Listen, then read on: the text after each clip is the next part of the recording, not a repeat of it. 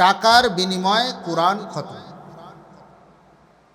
টাকার বিনিময়ে কোরআন খতম করা।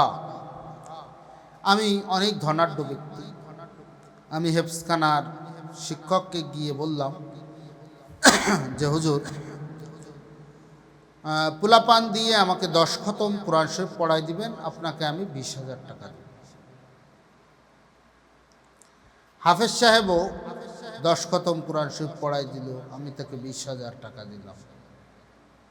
মনে রাখবেন, কোরআন যে পড়বে তার জন্য সওয়াব, যে পড়বে তার জন্য সওয়াব। এখানে কেউ কেউ বলেন যে কোরআন যদি কেউ টাকার বিনিময়ে পড়ায় তাহলে যে পড়াচ্ছে সে সওয়াব পাবে। আবার কেউ বলেন যে সে সওয়াব পাবে না। কিন্তু একটা কথা মনে রাখতে হবে, কোরআন পড়বে যে পড়বে তার সওয়াব, যে পড়বে তার সওয়াব। এর জন্য আমরা টাকার বিনিময়ে কোনো সময় কোরআন খতম করাবো না, বরঞ্চ আমি কোরআন নিজে পড়া শিখব। আর যদি কোরআন খতম করাইতেও হয় তো টাকার বিনিময়ে করাবো না। হ্যাঁ, টাকার বিনিময়ে কোন সময় কোরআন খতম করা জায়েজ আছে না নাই? টাকার বিনিময়ে অনেক সময় দেখা যায় বাবা মারা গেছে, দাদা মারা গেছে, ভাই মারা গেছে, আম্মা মারা গেছে, বোন মারা গেছে, এখন টাকা দিয়ে খতম পড়ায়।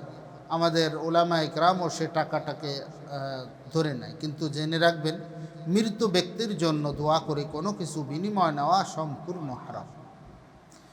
আপনি ঘর উদ্বোধনের জন্য যাচ্ছেন, এখানে কোরআন খতম করলেন, ওখানে চুক্তি করে নেন যে আমাকে 5,000 টাকা দিতে হবে, 10,000 টাকা দিতে হবে, কোনো অসুবিধা নেই। কিন্তু আমরা জায়েজ জায়গায়, যে জায়গায় চেয়ে নিলেও জায়েজ হয়, চেয়ে নেওয়াটাও বৈধ, সেখানে আমরা চেয়ে নেই না। এবং যেখানে নেওয়াটা মোটে বৈধই না সেখানে আমরা নেই। এবং আমরা সাধারণ মানুষেরাও এটা চিন্তা ভাবনা করি না যে এখানে বিনিময় দেওয়াটা জায়েজ হবে কি হবে না। যেখানে বিনিময় দেওয়াটা জায়েজ নাই সেখানে আমরা বেশি, যেখানে বিনিময় দেওয়া জায়েজ আছে সেখানে আমরা বিনিময় মোটেও দিই না। যেমন নতুন ঘর উদ্বোধন করবে, এখানে দোয়া করে চেয়ে নেওয়াও জায়েজ টাকা। নতুন দোকান করে উদ্বোধন করবে, নতুন ঘর করে উদ্বোধন করবে, নতুন গাড়ি কিনছে এখানে উদ্বোধন করবে বা দোয়া করবে, বা এখানে চেয়ে নেওয়াও জায়েজ। কিন্তু এখানে দোয়া করার সময় হয়তো তেমন খেয়াল করি না, বা হুজুরকে হাদিয়া তৌফাও কিছু দিই না।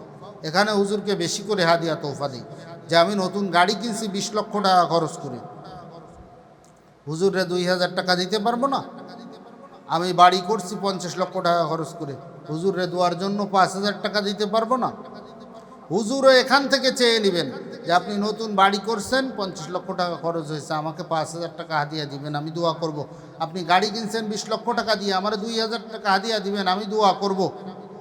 আমার বাবা মৃত্যুবরণ করেছে, মা মৃত্যুবরণ করেছে, ফি সাবিলিল্লাহ, আমাকে 1 টাকাও দেওয়া লাগবে না, আমাকে খেতেও দেওয়া লাগবে না, আমি আপনার বাবা মায়ের জন্য প্রাণ খুলে মনের থেকে দোয়া করি, মনের থেকে দোয়া করে দেব। এটাই হলো মৃত ব্যক্তির জন্য দোয়া করে কোনো প্রকার বিনিময় নেওয়া হারাম, হারাম, হারাম। কিন্তু আমাদের তো এখন হয়ে গেছে মৃত ব্যক্তির জন্য দোয়া করে কোনো কিছু নেওয়া। আমরা হুজুররাই বাস বিচার করতেছি না বা বাঁচতেছি না, বা জায়েজটাকে জায়েজ বলতেছি না, না জায়েজটাকে না জায়েজ বলতেছি না, আমাদের নিজেদের স্বার্থের কারণে। যে কারণ আমার মসজিদের মুসাল্লি তো এমন, পিতামাতা মারা গেলে সেদিন দোয়া করানোর জন্য 500 টাকা আনে, আর যেদিন নতুন গাড়ি কিনে ওদিন দোয়া করানোর জন্য হুজুরের জন্য 10 টাকা আনে। এর জন্য আমি যদি এখন ফতুয়া দিয়ে দেই যে পিতামাতা বা মৃত্যু ব্যক্তির জন্য দোয়া করে কোনো কিছু নেওয়া যাবে না, তাহলে আমার 500 টাকা লস। আর যদি ফতুয়া দিয়ে দেই যে নতুন ঘর উদ্বোধন করার সময়, দোকান উদ্বোধন করার সময়, নতুন গাড়ির জন্য দোয়া করার সময়, কোনো অসুস্থ ব্যক্তির দোয়া করার সময় আমাকে 500 টাকা দিতে হবে, তাহলে কিন্তু আর আমাকে দিয়ে দোয়া করাবে না, আর দোয়া করাইলেও আমার জন্য 10 টাকা নিয়ে আসবে। এর জন্য আমি মাসলা কোনোটাই বলবো না, কোনটা জায়েজ, কোনটা জায়েজ, কোনটা না জায়েজ, কোনটা হালাল, কোনটা হারাম এটা আমি মুসাল্লিদেরকে বলবো না, বরঞ্চ মুসাল্লিরা যেটাই আনবে না কেন আমি গোগ্রাসে সেটা ভক্ষণ করব, আমি গোগ্রাসে সেটা ভক্ষণ করব। আমার জায়েজ না জায়েজ হালাল হারাম বাসার দরকার নেই, আমি গোগ্রাসে সেটা ভক্ষণ করব। উলামা ইকরামের কাছে আমি অনুরোধ করব, ইমাম সাহেবদের কাছে আমি অনুরোধ করব, যারা ভিডিওটা দেখবেন এখন থেকে মৃত ব্যক্তির জন্য দোয়া করে কোনো কিছু নেবেন না, মৃত ব্যক্তির জন্য দোয়া করে কারো বাড়িতে এক ঢোক পানিও খাবেন না।